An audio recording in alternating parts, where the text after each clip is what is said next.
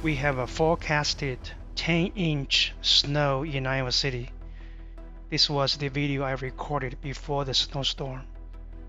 And you can see that this local pair, Mary perched on the left and Henry perched on the right, they are actively looking for fish.